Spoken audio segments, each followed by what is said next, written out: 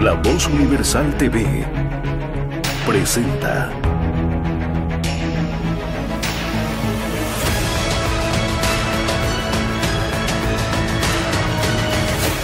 El Laberinto con Andrés Canseco. ¿Qué tal? Bienvenidos. Es para mí un placer como El Laberinto y para todos nosotros como el equipo de La Voz Universal poder tener hoy una conversación muy importante, muy especial. Tengo el gusto hoy de poder estar junto a Alejandro Chafuen. Don Alejandro, ¿cómo está? Bienvenido al Laberinto y a La Voz Universal por primera vez. Un placer estar con ustedes y en Santa Cruz de la Sierra especialmente. Y es justamente hoy, en esta ocasión, en la que tenemos la voluntad de poder conversar acerca de varios temas en los que Alejandro nos va a dar sus ideas, nos va a dar su experiencia, nos va a dar incluso algunas herramientas útiles para analizar y para comprender nuestra difícil realidad a la que le plantamos cara. Y hoy empezamos, quiero invitarlo a conversar en este primer bloque, don Alejandro, de algo que parece olvidado. El ser humano tiene la tentación a veces de pensar que la historia y el mundo empiezan con él o con su generación, o que las cuestiones vienen de décadas más atrás, 20, 15, 30 años como mucho. Y por supuesto esto es equivocado, no solamente desde la visión historicista que nos podría dar Ortega, sino hasta desde el sentido común, nuestras tradiciones familiares, nuestros valores, nuestros principios, nuestra costumbre e incluso la fe, inclusive hasta para los que no creen, son importantes y se relacionan a algo de lo que usted ha convivido muchos años, que es el mundo de la libertad. ¿Cómo entender para el ciudadano común la relación entre tradición y libertad? ¿De dónde viene esa libertad? Bueno, la libertad para mí es un don de Dios, y a los que no creen en Dios les digo, simplemente reflexionen en ustedes mismos. Ustedes son libres ahora inmediatamente de dejar de ver esta entrevista. ¿No? Ustedes no son simplemente químicos que reaccionan frente a los estímulos. La libertad es un aspecto esencial del ser humano. El ser humano es mucho más que un individuo. El individuo es un ente que si uno lo separa pierde su esencia, ¿no? Una vaca es un individuo. Si uno corta una vaca no tiene dos vaquitas. Un tronco, un pedazo de palmera, ¿no? No es un individuo. Uno corta un tronco y tiene dos tronquitos. Pero el ser humano, además de ser individuo, es el único ser creado con inteligencia, con libertad y con razón. Y por mucho tiempo las ideas de libertad, y yo como me siento liberal, la palabra que usamos para defender nuestras ideas es el individualismo. Y me di cuenta que eso tenía un gran límite. Porque no solo somos individuos, pero somos entes creados, somos entes sociales y somos también personas espirituales, somos más que materia.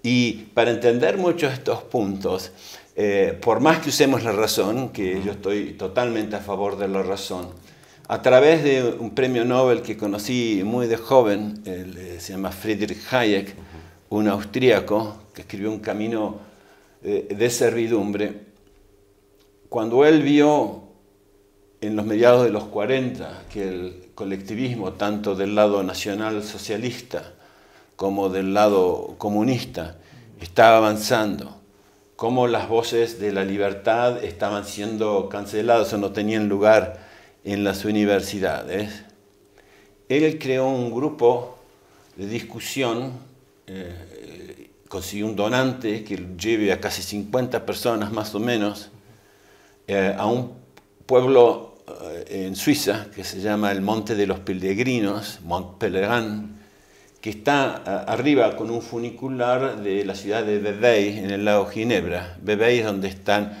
la central de Nestlé. Estas personas querían lograr en una discusión de 6 días, más o menos en ese momento, era poder discutir acerca de las amenazas de la libertad y qué hacer.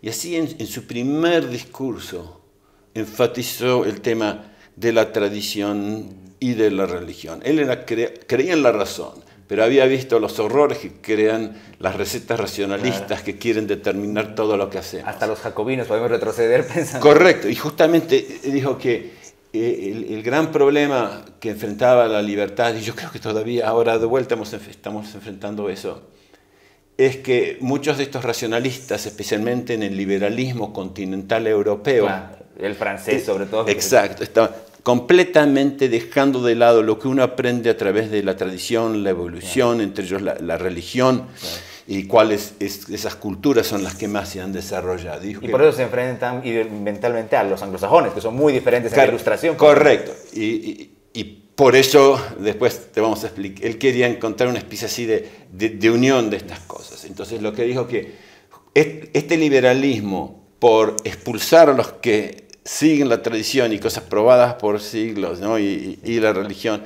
estaba llevando a esa gente a campos reaccionarios donde tampoco se sentían a gusto. Esto fue en 1947. Cada 10 años más o menos volvió a repetir este mensaje y esta advertencia.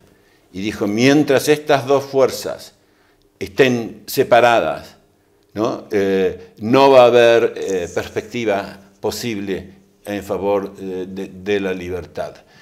A los que están escuchando y quieren elaborar un poquito más sobre este tema, en español la revista Nuevas Tendencias de la Universidad de Navarra publicó un ensayo largo sobre este tema que escribí con todas las citas.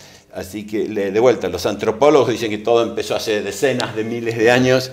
Yo creo que tenemos que aprender de toda la complejidad que es el ser humano, ¿no? El ser humano, obviamente, nuestra composición química influye en nuestras decisiones, pero ese regalo, para el cristiano, yo era ateo, o agnóstico, pero ahora que soy cristiano, para el cristiano esa libertad vino de Dios.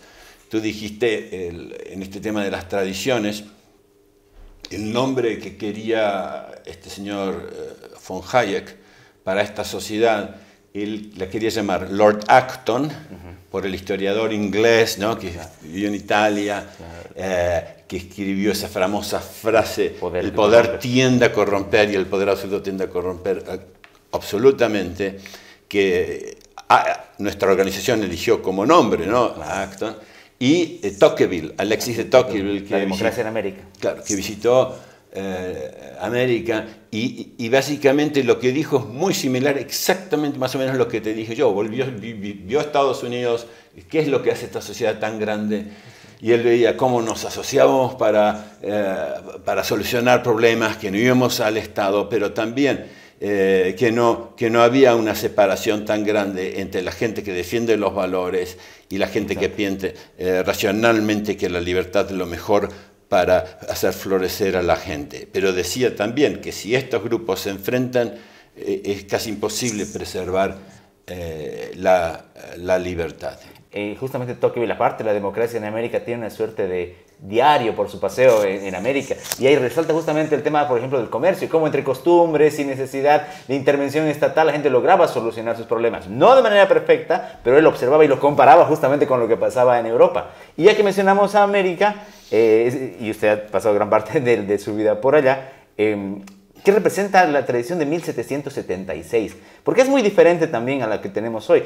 Y, un dato no menor es que no ha sido transformada, no ha sido modificada como esa tentación que hay en Latinoamérica de cambiar constituciones, sino sigue conservando preceptos como la idea de Dios, como la idea de la búsqueda de la felicidad, no la felicidad, es algo que también Alberdi rescata en Argentina, y que sigue vigente para Estados Unidos. Ese 1776 y los ataques y los peligros que todavía sigue sufriendo, porque según algunos sería obsoleta, sería anacrónica, pero en la práctica es lo que ha llevado a ese país a ser lo que es. Muy, muy interesante lo que has dicho, y bueno, mencionaste nuevamente a Dios. No mencioné a un autor que a los liberales les encanta, pero a veces lo censuran o tratan de aguar su mensaje, que es Frédéric Bastiat. Claro. Que murió muy joven, a los 50 años, vivió en la primera mitad del siglo XIX, y está enterrado en la iglesia católica más importante de los franceses en Roma, y murió el día de Navidad.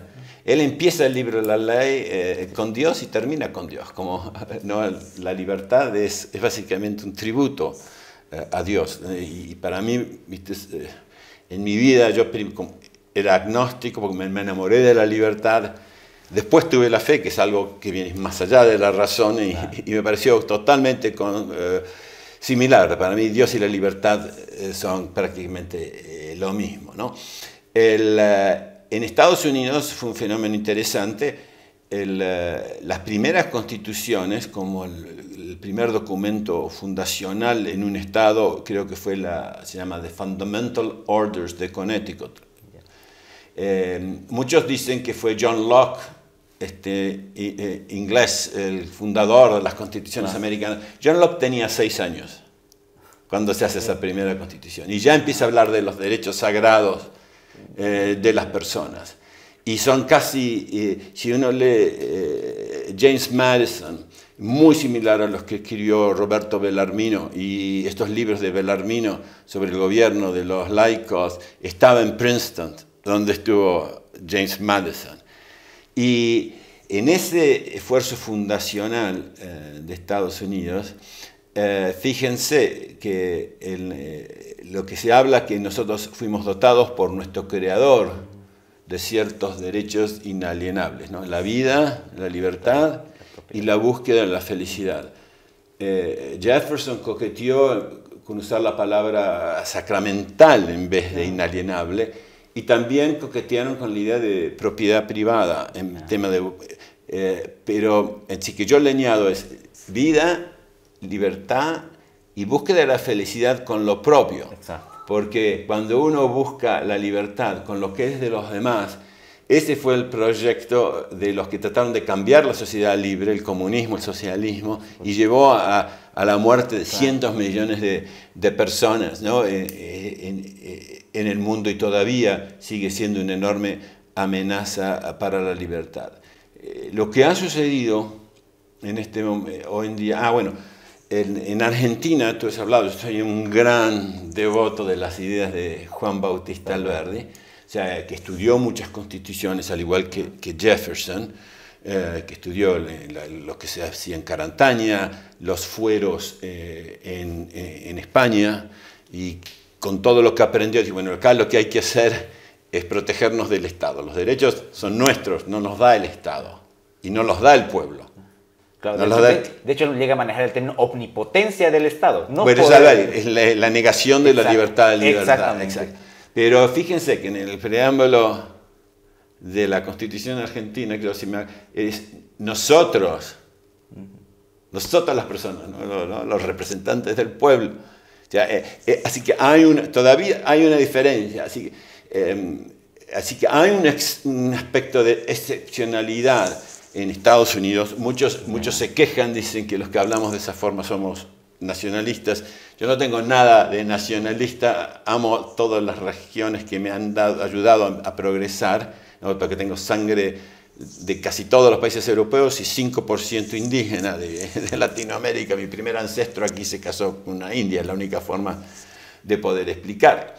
Pero lo que ha pasado, que en este sistema de propiedad privada, no impidió el gran crecimiento del gobierno y que muchos poseedores de propiedad privada se casen y se aprovechen de sus relaciones con el gobierno, lo que a veces se llama el capitalismo de amiguetes o el capitalismo crony. Y eso ha llevado a una especie de dos mundos donde uno progresa mucho más y el otro progresa mucho menos internamente y a veces globalmente, pero más que nada internamente en los países. Y ha habido un gran desencanto, y ahora especialmente en los más poderosos económicamente y los grandes países están empujando ideas donde tratan de destruir todas las tradiciones que han llevado a construir sociedades intermedias entre el Estado y el individuo.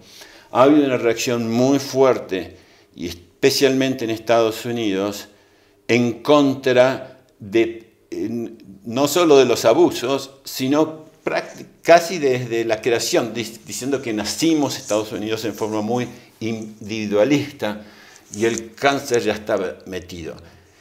A mi juicio esto es muy, muy peligroso. No hay soluciones perfectas. De todas las constituciones que yo he visto, la de Estados Unidos es realmente una joya. En inglés tenemos un dicho de que a veces la gente para solucionar un problema, por ejemplo, para limpiar la bañera, ¿no?, donde uno baña al bebé, decimos, no hay que tirar el bebé con el agua sucia, ¿no? Don't throw the baby with the bath water, ¿no? Y eso, lamentablemente, hay un grupo, a veces, de vuelta, tengo amigos dentro de ese grupo, que se llaman, ahora ellos se llaman los National Conservatives, que está tratando de decir que el problema es del comienzo, que Estados Unidos es muy individualista. De vuelta, yo discrepo de estos.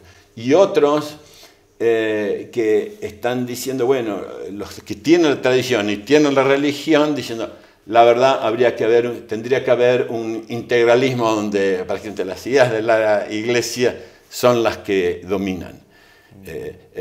El Estado, claro, y las leyes y los reglamentos.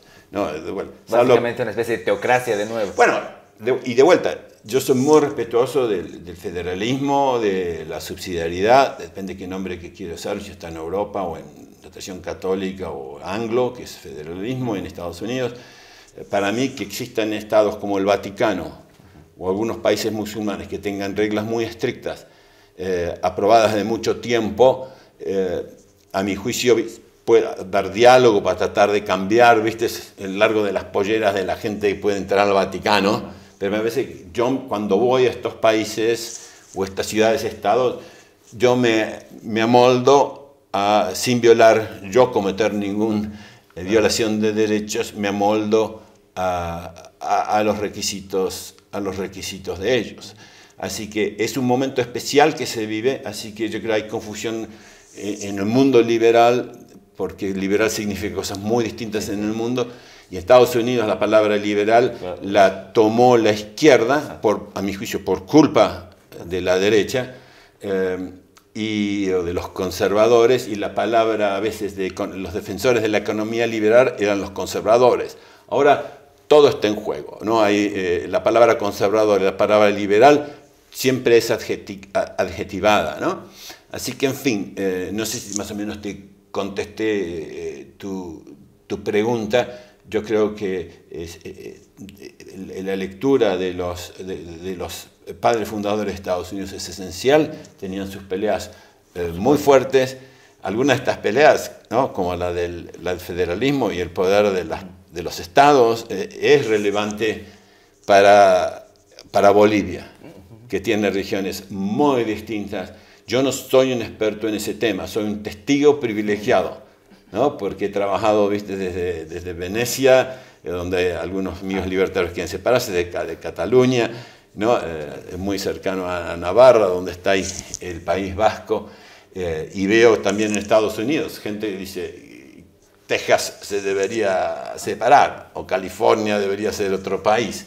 Es un tema muy complejo, pero esencial, porque estamos hablando de tradiciones, ¿no? La tradición de empresariado que existe aquí en Santa Cruz de la Sierra. Es muy diferente. De la tradición del centro político, que es acostumbrado a vivir de los impuestos que le saca a los productivos y distribuirlos a sus amigos. Y no solamente ahí por la misión de poder, sino, como decía usted, por la tradición. O sea, la gente está acostumbrada, vive en la idea de darle al político, de darle al dirigente, al del sindicato, que es una naturaleza muy diferente a lo que hay, por ejemplo, en el Oriente, acá. Para cerrar este tema de la religión y la tradición, si bien han pasado ya unos buenos años desde eso, es importante mencionar, porque todavía tienen sus réplicas y sus prosélitos, esta famosa idea de la teología de la liberación. Esta moda o esta corriente que hubo en Latinoamérica de vincular la religión a todo lo contrario a lo que justamente estamos tratando de explicar hoy. La idea, por ejemplo, de que la propiedad sea común, la vindicación de la pobreza, incluso la violencia de parte de algunos hombres. En Bolivia, en Argentina, se usó la religión también y la teología de la liberación para aquello. Si bien es cierto, ya no estamos en los 70 ni en los 80, todavía hay gente que lo sigue, enseñanzas que quedan, y algunos, porque es verdad, grupos dentro de la Iglesia Católica que lo hacen, que apelan a ese populismo y que van en contra no solo de la tradición, sino de los preceptos mismos de la convivencia, utilizando la religión y esa interpretación suya para esta invasión, decir. Mira, yo tengo 68 años y ahora me siento joven de vuelta, porque los mismos desafíos que tenía cuando estaba empezando la la universidad, los veo ahora. La historia del cómo llega la teología de la liberación, especialmente en Latinoamérica, es larga. Y de vuelta, hay una persona muy alta de la KGB que defectó, que lo puso como la estrategia de lo que las impulsó, fue el Partido Comunista y la KGB, ¿no? Y también del lado intelectual trabajaban con los grandes intelectuales de Europa. No fue un fenómeno solamente católico, de la Universidad de Lovaina y demás. Y es muy difícil para estas doctrinas colectivistas, les es difícil enfrentarse al pueblo, porque ellos son el pueblo. Claro. Entonces, para ellos, el prestigio que tenía la Iglesia y movimientos populistas de derecha, como el peronismo en Argentina, era un problema. Me imagino muchos de que las personas que están escuchando o viendo vieron quizás la ópera Evita. Fíjense quién es, pero el personaje que se opone a Evita es ahistórico, porque era más joven en ese tiempo, era el Che Guevara, ¿no? Y eso a la izquierda no le gustaba. Ellos querían, ¿no? Perón evita la patria socialista, cantaban los que querían llevar el peronismo hacia la izquierda. Así que el objetivo de ellos, del comunismo, era destruir el poder de la Iglesia y los valores tradicionales y transformarlo en otro ente colectivista donde las verdades y los sacramentos eran determinados por el pueblo. Recuerdo en mi juventud, en mis primeros años de universidad, la Biblia que se usaba para enseñar temas de religión en los colegios tradicionales conservadores, aquí puedo mencionar, porque para el récord histórico, uno de los colegios más importantes para mujeres se llama Michael Ham Memorial College, de la orden pasionista, de las monjas de la orden pasionista. Y se utilizaba la Biblia latinoamericana, un libro de tapadura verde, donde cuando se hablaba de la patria prometida, se mostraba una foto de Cuba. Oh. Cuando se hablaba de mártir, era un guerrillero con un fusil. Era peor que la utopía de Tomás Moro. Y tenía las censuras eclesiásticas. Tú sabes que los documentos católicos tienen que pedir permiso para publicar y poner lo que se llama el nihil obstat, que nada impide su publicación, ¿no? Y el imprimatur, que se imprímase. Y este libro lo tenía. Cuando una hermana mía que estaba en ese colegio me lo trae, incluso yo había perdido la fe, pero dije, bueno, pero esto viola todos los derechos de los padres que están mandando a sus hijos. Y a otros colegios católicos habían sido infiltrados. Mi generación tuvo gente en la guerrilla y en la contraguerrilla, ¿no? de Argentina. Sabía el peligro, ¿no? Los padres mandaban a sus hijos a la iglesia, a estos colegios católicos, y después iban a la tarde a ser indoctrinados, a poner una bomba, ¿viste? A matar a productores de riqueza o gente que defendía, o a la policía. Entonces, organizamos una estrategia, levantamos el tono, avisamos a los profesores, a las autoridades, y terminó cambiando. La monja líder, que era de una familia muy tradicional, liberal, y en eso creo que volvió a la tradición de su familia y perdió su vocación religiosa, pero en la Universidad Católica yo de Argentina, en la Pontificia Universidad Católica, tenemos una célula terrorista. Wow. Pero, así que básicamente era una interpretación marxista y utilizar la teoría marxista para defender, imponer una política filosófica, económica, comunista en la Iglesia. Esto cambia cuando Juan Pablo II, hoy San Juan Pablo el Grande, le pide al gran teólogo que dirigía la oficina de la Congregación de la Fe, ahora cambiaron el nombre, Ratzinger, que estudie el tema del fenómeno de la teología de la liberación y elabore documentos. Y elaboró 2 documentos que empezaron a cambiar. Algunos de los líderes de la teología de la liberación se moderaron un poco, como Gustavo Gutiérrez, y quedaron dentro de la iglesia. Otros, como Leonardo Boff, el franciscano, se fue de la iglesia católica. En las ideas, viste, uno nunca puede parar de luchar. El presidente Reagan decía que uno nunca está más allá de una generación de poder perder la libertad. Y en nuestro caso, yo creo que es dicho y hecho. Ahora hay gente diseminando las mismas mentiras, quizás no en forma tan ortodoxa, como hacía la teología de la liberación con filosofía marxista, pero sí con otras vertientes de temas sociales. Mi organización Acton justamente nació para tratar de evitar eso, y nació un año antes de la encíclica Centésimos Annus de Juan Pablo II, en 1991, que fue una encíclica para conmemorar la primera encíclica, lo que se dice la primera encíclica social Rerum Novarum de 1891 de León XIII, que fue un documento gran defensor de la propiedad privada. Para los que nos ven acá en Bolivia, la figura de Luis Espinal estaba relacionada al tema de la teología de la liberación, con varios textos, incluso con algunos trazos bastante profanos, uniendo la hoz y el martillo con la cruz. Incluso se la regalaron a Evo Morales, así de identificados están. Pero bueno, empezamos acá esta primera parte, hablando sobre tradición con Alejandro Chafuen. Vamos a continuar con nuestros diálogos. El tiempo de televisión no nos permite hacerlo más, pero ha sido en este primer diálogo una experiencia muy, muy gratificante, don Alejandro. Gracias por su tiempo en esta conversación sobre tradición y libertad. Un placer estar con ustedes. El laberinto con Andrés Canseco.